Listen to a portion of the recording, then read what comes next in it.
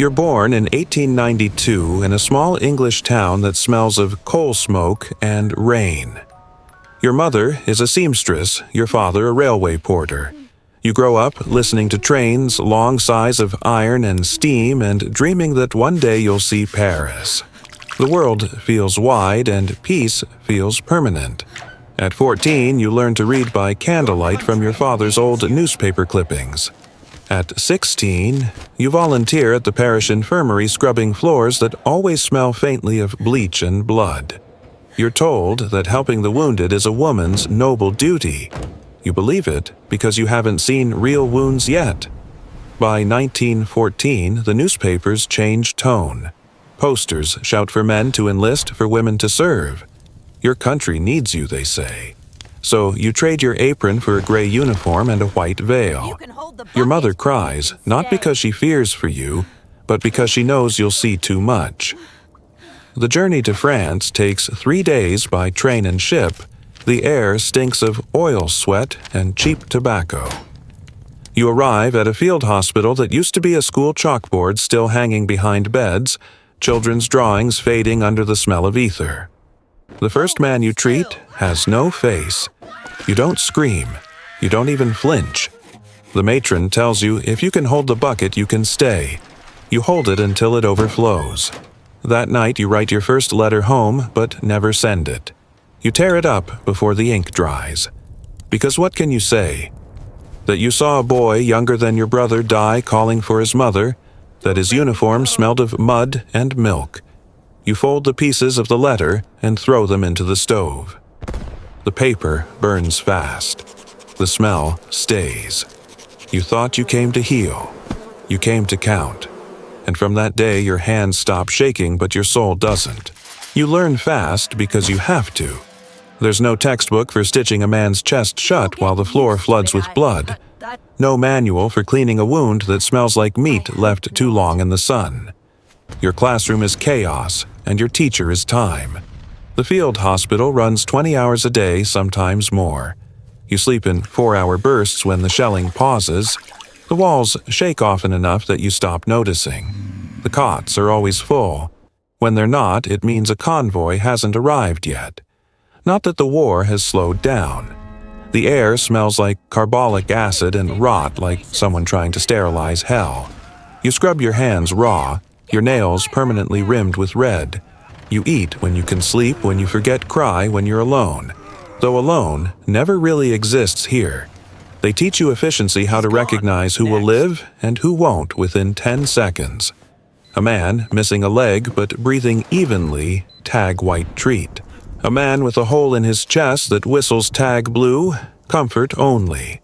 A man whose eyes still move but whose guts are in his lap, tag red, move on. Mercy, you learn, is often just faster paperwork. Your uniform turns stiff from sweat and blood salt crusting the edges. You cut away boots from swollen feet, find socks fused to skin hair matted with lice. Sometimes a soldier grabs your wrist whispering, "Tell my mother." You nod, even though you'll never remember his name. The matron tells you not to look too long at the faces. They stay with you, she says. She's right. You start recognizing the dead by their boots, their dog tags, their silence. When there's no morphine left, you hold the men down and whisper prayers instead. When you run out of bandages, you tear up your sheets. When the stretchers stop coming, you go outside and look at the sky, not for comfort, but for weather. Because rain means fewer planes, and fewer planes mean fewer broken bodies tonight. You stop writing home. You stop dreaming about Paris. The horizon is always the same color, gray and gunmetal. By winter, you've grown numb in ways that frighten you. You can eat lunch beside an amputation without losing your appetite. You can joke with a surgeon while the man on the table begs to live. You even laugh, once really laugh, when your boots slip in blood and you fall. Because what else is there to do? But the worst lesson isn't how to survive the noise.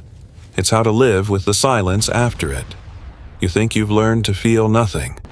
But some nights when the wind passes through the broken windows just right, it sounds like men still screaming softly, endlessly from somewhere you can't reach. By 1917, you're the matron's favorite, fast, calm, unflinching. You can tie off an artery with your eyes half closed, clean a wound while giving orders, and still find time to comfort the ones who will never see morning. They call you the Angel of Ypres. You hate the nickname. Angels don't smell like chloroform and burnt flesh. The hospital has moved closer to the front. The earth trembles constantly.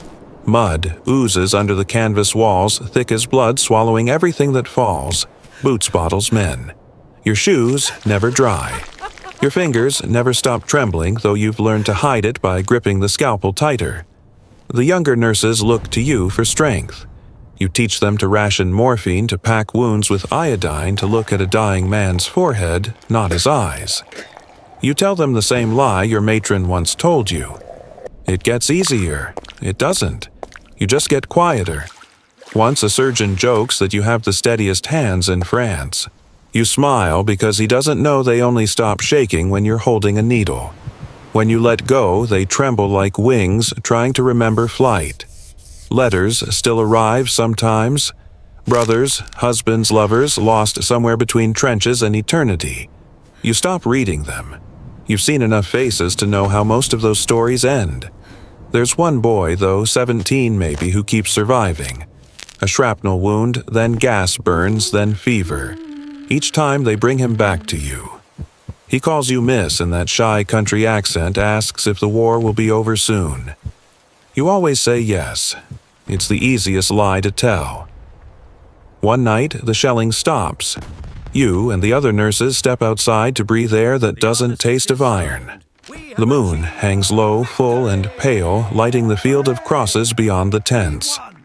Thousands of them.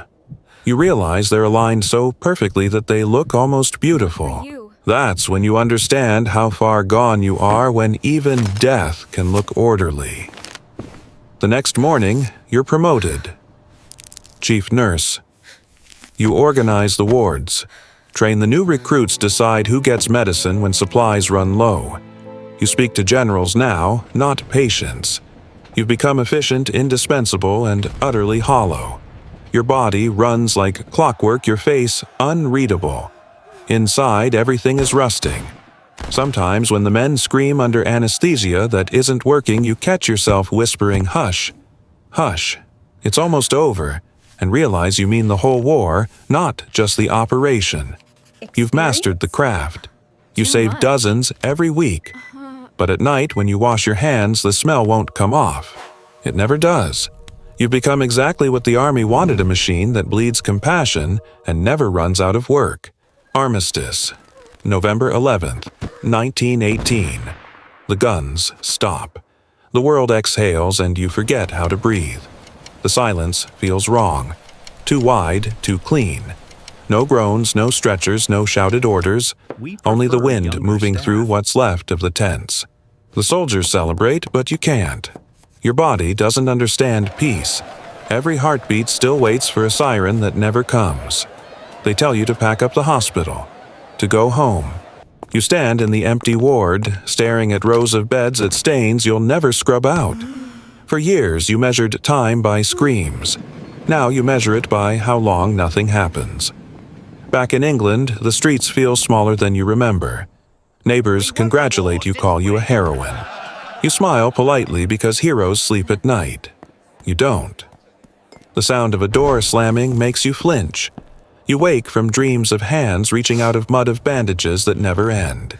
You keep a lamp burning because darkness smells too much like the tents after shell fire. You try working in a hospital again, but the wards are quiet. The patients complain about headaches, toothaches, fevers, ordinary things. You find yourself gripping the rails of the beds, shaking. Ordinary pain feels unreal now. Too easy, too soft. The matron says you need rest. You walk out and never go back. You move into a small room above a tailor's shop. The bed is narrow, the sheets too clean. You miss the noise, the terrible rhythm that once gave your days meaning. Your hands, once always busy, now have nothing to do. You start folding your clothes with surgical precision just to hear fabric tear the silence. Your parents are older. They talk about peace as if it's a gift. You don't tell them that peace feels like punishment. Letters arrive from the families of soldiers you treated. Some thank you. Some ask for details you can't give. You stop opening them.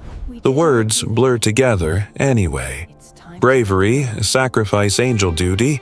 You catch your reflection in the window one morning and realize you're still wearing the silver cross pinned to your uniform.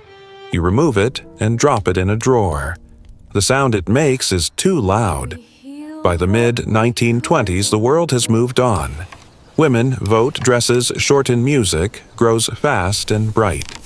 You sit by the window listening to jazz from the pub below and feel like you've outlived your own century. No one needs nurses like you anymore, only ones who can smile. Sometimes when you walk past the train station, the smell of coal and steam hits you just right, and for a heartbeat you're back there.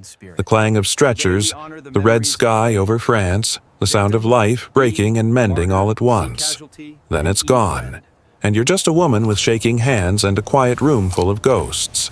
The years slip by quietly, one gray November after another. You never marry. Not for lack of offers, but because you can't bear the idea of holding someone's hand without checking for a pulse.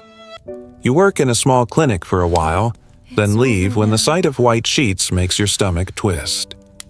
The smell of disinfectant still drags you backward to the tents, to the screams, to the endless procession of boys who all died calling for someone who wasn't you. Sometimes you volunteer at the veterans ward. You sit beside men your age who look 40 years older. Some are missing legs, others minds. They call you miss or sister, never by your name. That's fine. Names fade. Faces stay. One of them, blind from gas, asks you what the sky looks like. You tell him it's blue. You don't tell him that blue makes you think of bruises now. The world outside gets louder cars, radios, laughter spilling from cafes. Everyone seems to be celebrating something invisible. You watch them from a distance, half glad, half hollow. You wonder how they can dance when you still hear the shells. Sometimes you walk to the cemetery on the hill. You bring no flowers, there are too many graves for that. You sit between the rows of white stones, tracing the names. Some you remember as faces. Some you remember only as numbers on tags. You talk to them softly as if you're still in the ward. It's all right. The noise stopped. You can rest now. The wind always answers. A low hum through the crosses, almost like breath. One winter morning, you wake before dawn. Your hands ache from the cold the way they used to after long surgeries. You light a candle on the windowsill, an old habit from the war for the living and the lost. The flame flickers against the glass, trembling but steady. For the first time in years, you don't look away. You realize something. You didn't lose your soul back there. You gave it away, one heartbeat at a time, and it kept other people alive.